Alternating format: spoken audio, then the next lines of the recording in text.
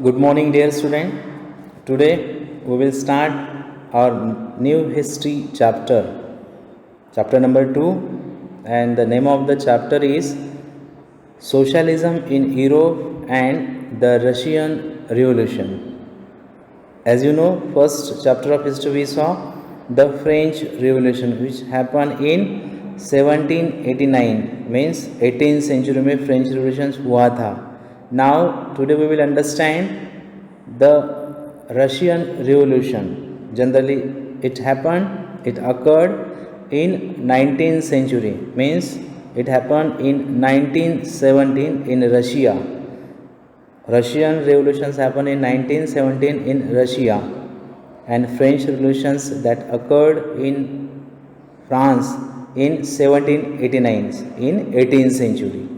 So our lesson, socialism in Europe and the Russian revolution, means Russian revolution कैसे हुआ और socialism Russia में कैसे आया, यूरोप में सोशलिज्म कैसे आया. तो first of all you should know the meaning of socialism. अब सोशलिज्म का मीनिंग क्या है? No doubt when we will understand the important concept or glossary or new words of the lesson, that time definitely every important word we will discuss. But before, you should know what is mean by socialism.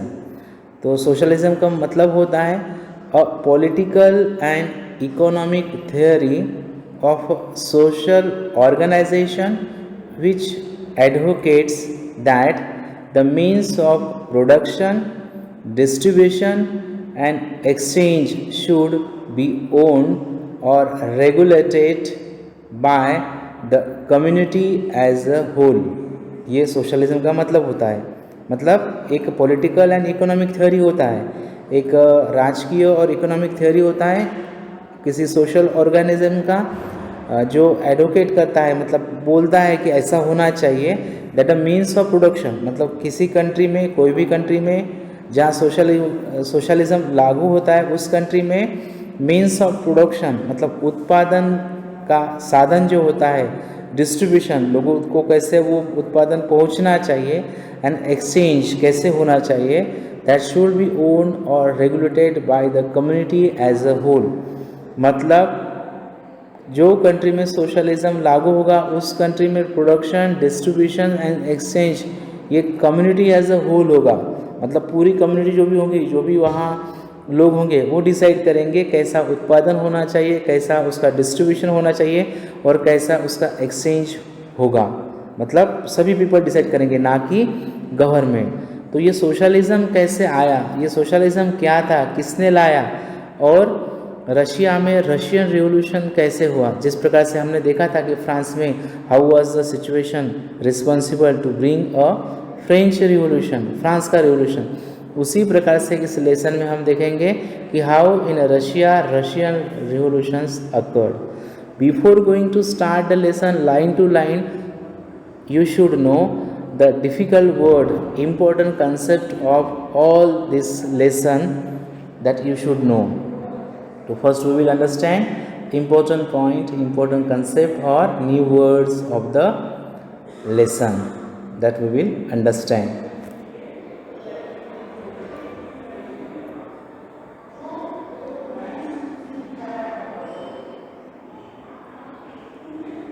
First word is socialism. Now what is meant by socialism? A political and economic theory of social organization which advocates that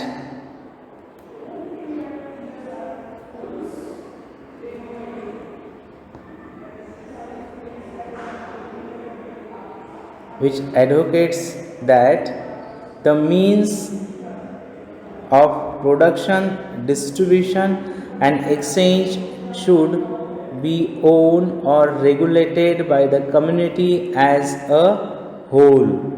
मतलब society के production, distribution और exchange के साधन लोगों के हाथ में होने चाहिए, ना कि सरकारों के. Generally we understand that all decisions are taken by the government और the monarchial power, But here, how the people will be responsible to all these decisions, that we will understand.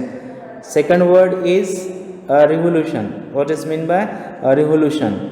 अब revolution का meaning हमने already जब French revolution lesson देखा था तब उसमें देखा था, फिर भी once again you understand what is mean by revolution. Forcible overthrow of government और social order in favour of new system. मतलब एक फोर्सिबल ओवरथ्रो होता है किसी सरकार का या सोशल ऑर्डर का, काय के लिए? नई व्यवस्था लागू करने के लिए. अगर नई व्यवस्था हमको लागू करनी पड़ेगी तो पहली व्यवस्था को हमको फेंकना पड़ेगा, दूर करना पड़ेगा. Next word liberal. Now what is mean by liberal? Liberal का मीनिंग है विलिंग टू रिस्पेक्ट और एक्सेप्ट बिहेवियर और opinions different from one's, open to new ideas. मतलब लिबरल का मीनिंग होता है विलिंग टू रिस्पेक्ट और एक्सेप्ट बिहेवियर और opinions different from one's own. मतलब कोई भी चीज़ को एक्सेप्ट करने के लिए ओपन माइंड होना, आइडियाज़ का वेलकम करना. Next word liberals. Now what is in by liberals? A person of liberal views. ऐसा व्यक्ति जो कोई भी चीज़ को एक्सेप्ट करेगा, कोई भी विचार को अपना बनाएगा. That is the meaning of liberal.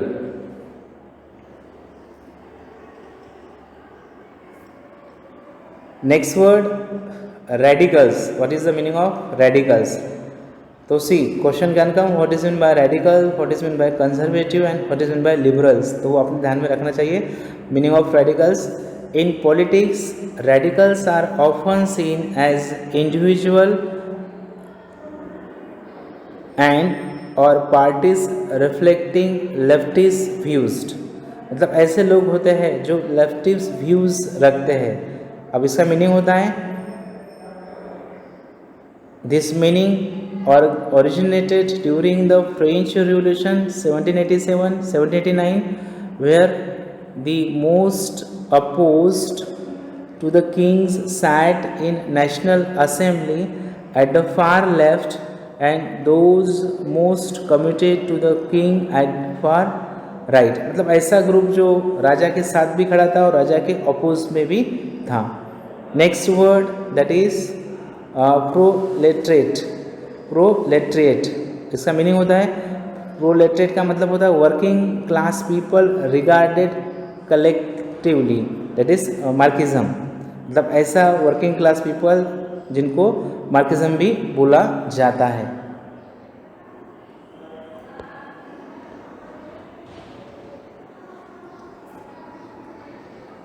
Next word we will understand that is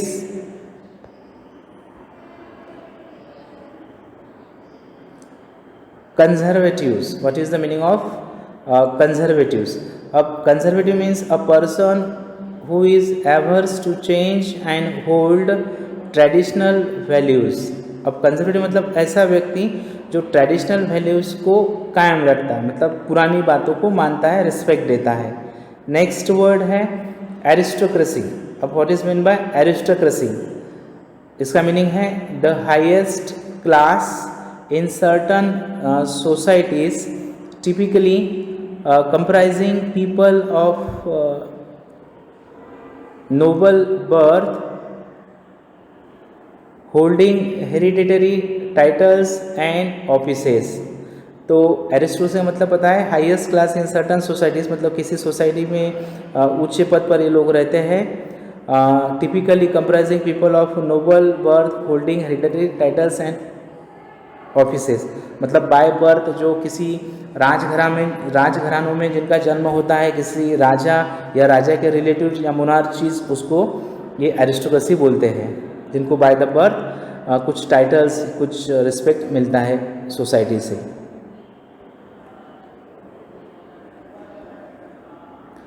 next word है colony. What is mean bye colony? A country और area under the full or partial political control of another country and occupied by settlers from that country.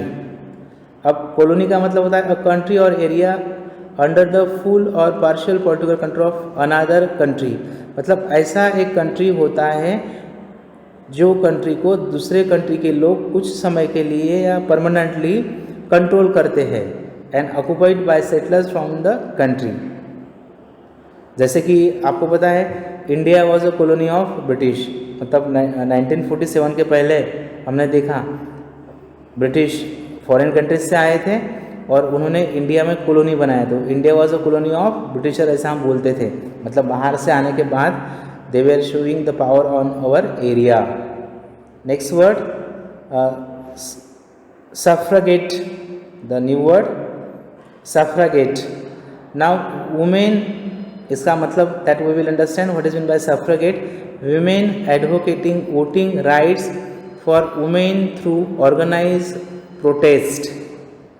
अब आपको पता है कि आज women को जो वोटिंग का राइट मिला है दैट वाज नॉट इजी, क्योंकि हमने देखा है in 18th century 17th century women were not having a right for voting. Women को बहुत अब संघर्ष करना पड़ा, स्ट्रगल करना पड़ा, मोर्चाज निकाला पड़ा, अपनी आवाज़ें उठानी पड़ी, तब जाके विमेन गॉट वोटिंग राइट। तो ये सफ्रागेट मतलब क्या होता है, विमेन ने जो आंदोलन किए थे वोटिंग मिलने के लिए उसको वो बोलते हैं सफ्रागेट मूवमेंट या सफ्रागेट। देन न्यू वर्ड है इंडस्ट्रियल रिवोल्यूशन, एक नया वर्ड है। What is mean bye industrial revolution, the rapid development of industry that occupied in Britain in late 18th and 19th centuries, brought about by the introductions of machinery. It was characterized by the use of steam power, the growth of factories and the mass productions of manufactured goods. तो ये बहुत ही important word है industrial revolution. Industrial revolution का मतलब होता है औद्योगिक क्रांति, उद्योग धंधे में क्रांति, मशीनरीज में क्रांति। तो ये क्या था, the rapid development of industry that occurred in Britain in late 18th and 19th century. Britain में जो 18 और 19th सेंचुरी में डेवलपमेंट होता है इंडस्ट्रीज में, brought about by the introduction of machinery, जिसमें अलग अलग मशीनरीज का निर्माण हुआ था। It was characterized by the use of steam power, मतलब भाप का यूज़ कर कर इंजन चलने लगे थे। द ग्रोथ ऑफ फैक्ट्रीज हुआ था ब्रिटेन में, and the mass productions of manufacture goods, और ज़्यादा मात्रा में चीज़ों का उत्पादन गुड्स का होने लगा। That is known as industrial revolution. Next word है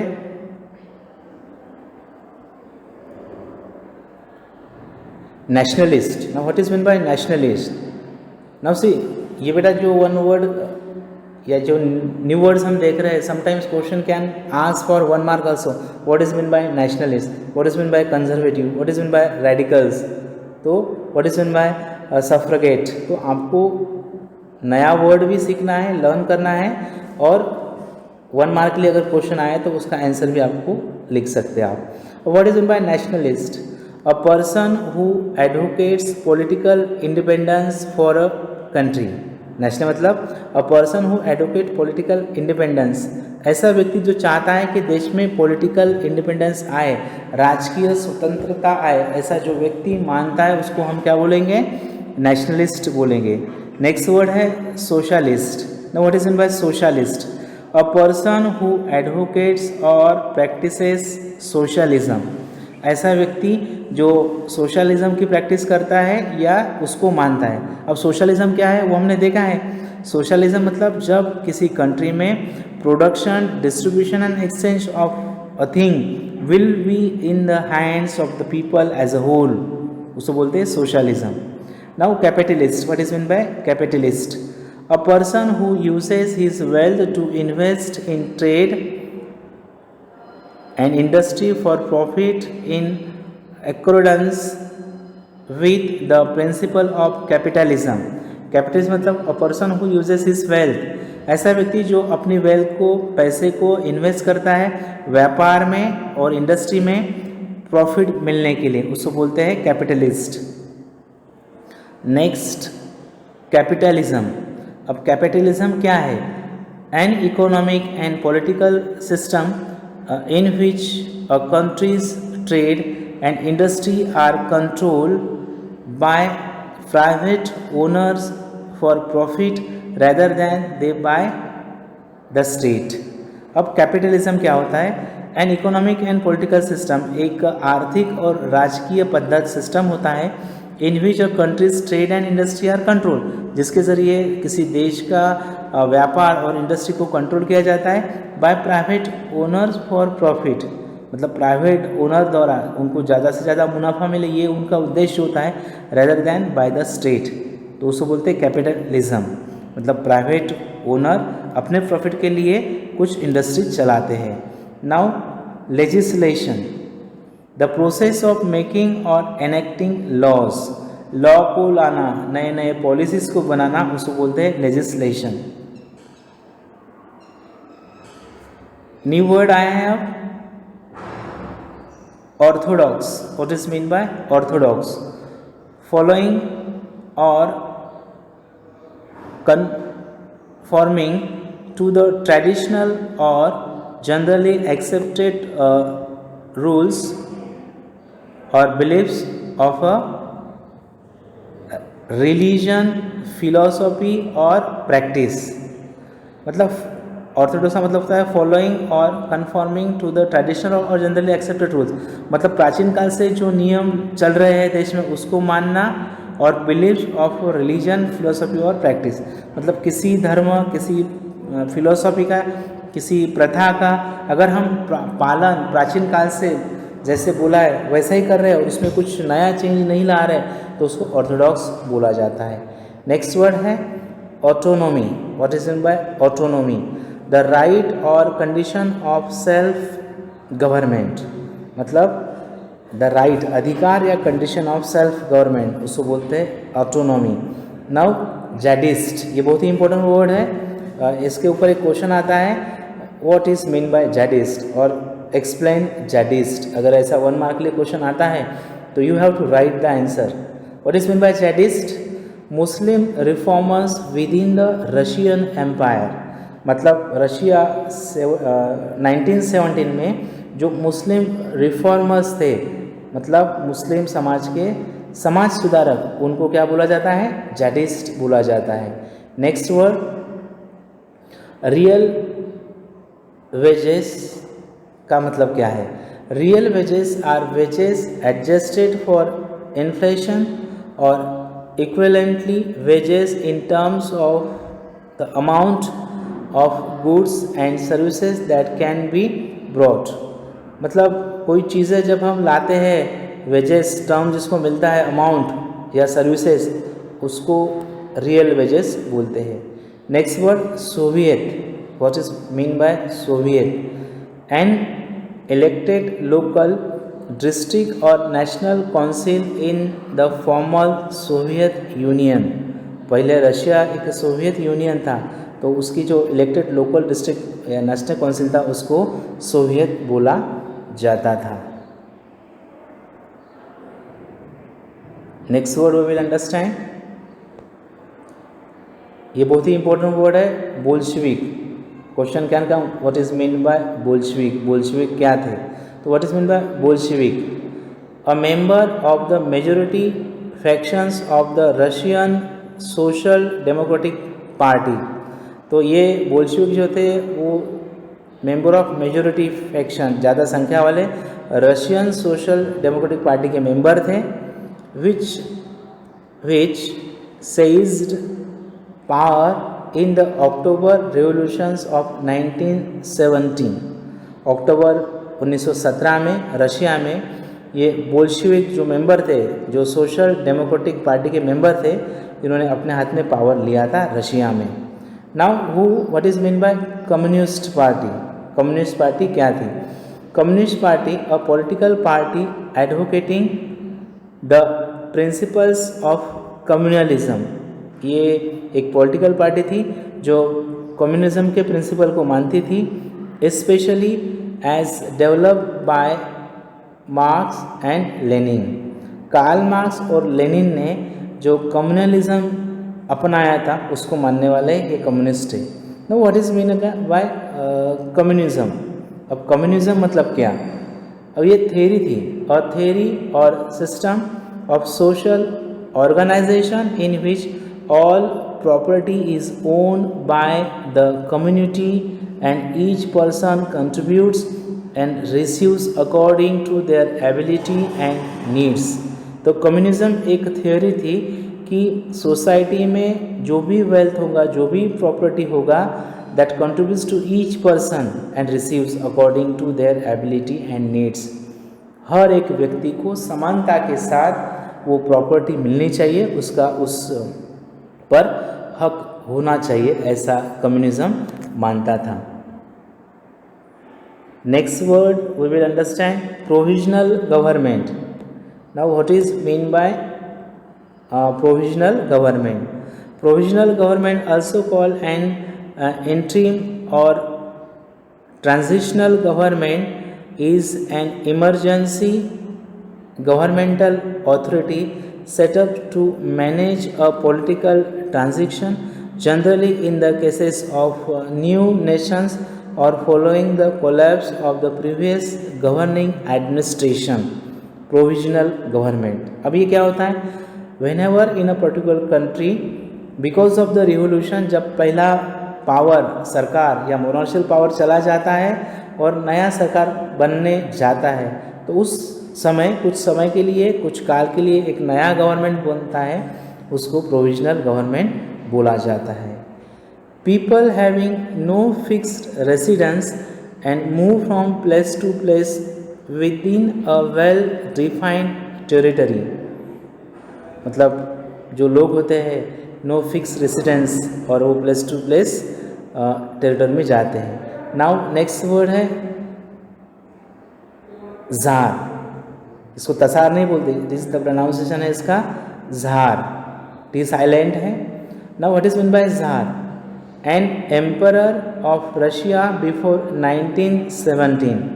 1917 में जो रशियन रिवॉल्यूशन हुआ उससे पहले जो रशिया का एम्परर था, राजा था, he was known as czar. Next word है कलेक्टिविजेशन। नाउ कलेक्टिविजेशन क्या है? was a policy of forced consolidations of individual peasant household into collective farms and kolkhozes as carried out by the Soviet government in late 1920s early 1930s। अब collectivisation मतलब क्या? Group के साथ काम करना। तो it was a policy of consolidations of individual peasant households into collective farms, मतलब सभी जो इंडिविजुअल peasant थे वो अपना हाउस होल्ड कलेक्टिव फार्म में वो करते थे। नाउ नेक्स्ट वर्ड है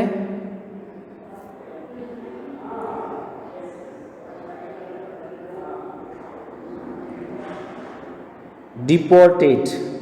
नया वर्ड है deported, forcibly removed from one's own country, मतलब फोर्स के साथ जिसको एक अपने देश से निकाला जाता है, जाने को बोला जाता है, उसको बोलते हैं डिपोर्टेड। मतलब फोर्स के साथ, मिलिट्री के फोर्स के साथ किसी को अगर हम देश से निकाल देते हैं, that is known as deported. Next word है exile. What is mean by exile? Exile का मतलब होता है force to leave away from one's own country, जिसको फोर्स किया जाता है कि भाई तुम ये कंट्री छोड़ के चले जाओ, उसको बोला जाता है exile.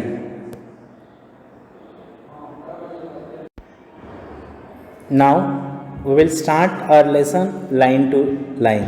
First we saw the meaning of the lesson, then we saw the new words, important concept. Now we will understand the lesson line to line. Socialism in Europe and the Russian Revolution. Socialism in Europe and the Russian Revolution. Already what is meant by socialism मैंने आपको बताया था। तो in this lesson we will understand how socialism, this concept came in Europe and how in Russia the revolution brought. Now first our topic we will understand the age of social change, the age of social change. अब ये जो social change का as था वो कैसे था Europe में, that we will understand. In the previous chapter you read about the powerful ideas of freedom and equality that circulated in Europe after the French Revolution। तो पहला लेसन हमारा French revolution था, उसमें हमने देखा कि after the defeat of Louis 16 by the people of France, France के लोग इकट्ठा हुए थे अगेंस्ट लुइस 16 और वहाँ से मोनार्चियल पावर को हटाया था और वहाँ डेमोक्रेसी लाया था।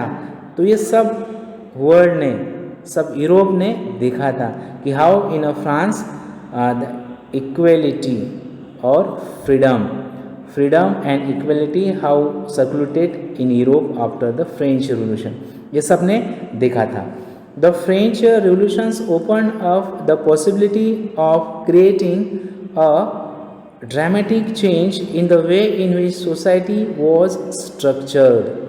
तो पहले ज़माने में यूरोप कॉन्टिनेंट में और थ्रू आउट द वर्ल्ड जो सोशल स्ट्रक्चर था, generally it was in the hands of monarchial power और डिक्टेटर लोगों के हाथों में या मोनार्शियल राजाओं के हाथों में अलग अलग कंट्री का पावर होता था।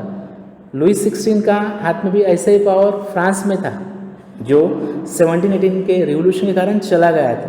तो ये पूरी दुनिया ने देखा था कि if the monarchial power can be defeated by the common people in France, then why it is not possible in a country like Russia. ऐसे विचार लोगों में जा रहे थे। As you have read before the 18th century, society was broadly divided into states and orders, and it was the aristocracy and church which control economic and social power।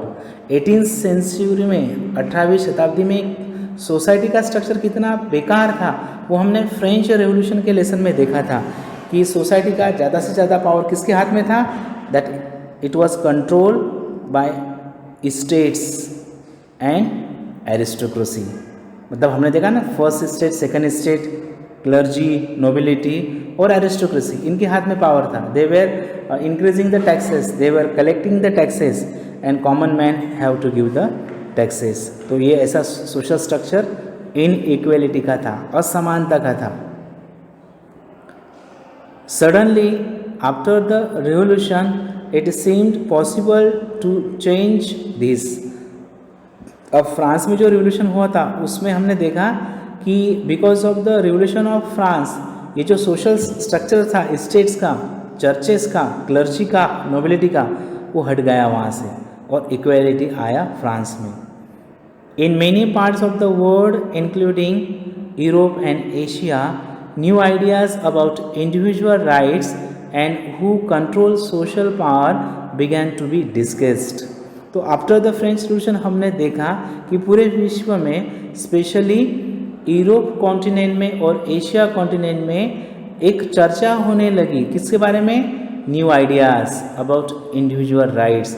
तो Europe में और एशिया में specially इस बातों पर चर्चा होने लगा कि how we will get as individual rights and who control social power began to discussed.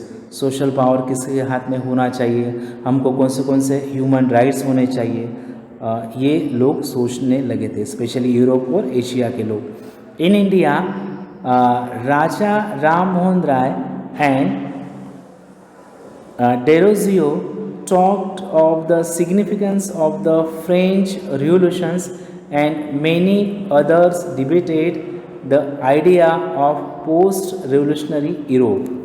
तो जनरली इंडिया में ये जो फ्रेंच रिवोल्यूशन का असर, बातें हो रही थी, उसका एक्सेप्टेंस, उसका स्वागत किसने किया generally, Raja Ram Mohan Roy and Derozio. Question can come, who accepted equality, fraternity and brotherhood by the French revolution. तो फ्रेंच रिवोल्यूशन का जो एक्सेप्टेंस था, स्वागत था, राजा राम मोहन राय और डेरोजियो उन्होंने किया था। The developments in the colonies in turn reshaped these ideas of societal change. तो जो डेवलपमेंट हो रहा था कॉलोनीज में, in turn reshaped this ideas of societal change. तो फ्रेंच रेवोल्यूशन के कारण अलग अलग जो कॉलोनीज थी, हमने देखा था ब्रिटेन का कॉलोनी इंडिया था, हमारा देश था, लेकिन वो बाहर से आए थे और हमारे ऊपर क्या कर रहे थे, राज कर रहे थे। No not everyone in Europe however wanted a complete transformation of society. सभी यूरोप में wanted a complete transformation of society, मतलब यूरोप में सभी लोग नहीं चाहते थे कि चेंज हो, कुछ कुछ लोग चाहते थे कि ट्रांसफॉर्मेशन होना चाहिए, बदलाव आना चाहिए। Responses varied from those who accepted the some changes was necessary but wished for a grateful shift to those who wanted to restructure society radically। मतलब कोई कोई ग्रुप चाहते थे कि बदल पूरे सोसाइटी में होना चाहिए और कुछ कुछ लोग चाहते हैं कि बदल थोड़ा धीरे धीरे होना चाहिए। समवेयर कंजर्वेटिव्स, समवेयर कंजर्वेटिव, तो one word we got conservative. तो what is mean by conservative, वो हमने मीनिंग वर्ड्स में देखा है, फिर भी आप एक बार सुन लो। कंजर्वेटिव का मतलब होता है a person who is averse to change and hold traditional values. Conservative मतलब ऐसा व्यक्ति जो ट्रेडिशनल वैल्यू को मानता है। अदर्स वेयर लिबरल्स, लिबरल्स मतलब आपको पता है जो हर चीज़ को मानने को तैयार होते हैं। और रेडिकल्स, रेडिकल्स का भी हमने मीनिंग देखा है, एडवोकेटिंग पॉलिटिकल और सोशल चेंज। तो लिबरल्स और रेडिकल्स का मतलब होता है एडवोकेटिंग पॉलिटिकल और सोशल चेंज। जो सामाजिक और राजकीय बदलाव चाहते हैं उनको रेडिकल्स बोला जाता है। What did these terms really mean in the context of the time. अब उस टाइम के अनुसार ये रेडिकल क्या था, लिबरल क्या था और कंजर्वेटिव क्या था, वो हम समझेंगे। What separated this strands of politics and what linked them together. तो ये कंजर्वेटिव और रेडिकल जो थिंकिंग थी, इसमें क्या बदलाव आया और कैसे एक साथ उन्होंने काम किया। We must remember that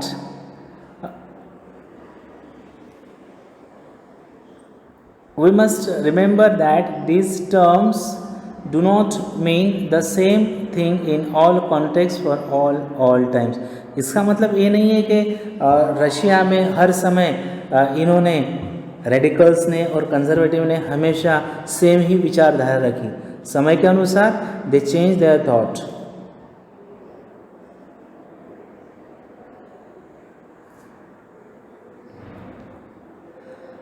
We will look briefly at some of the important political tradition of the 19th century।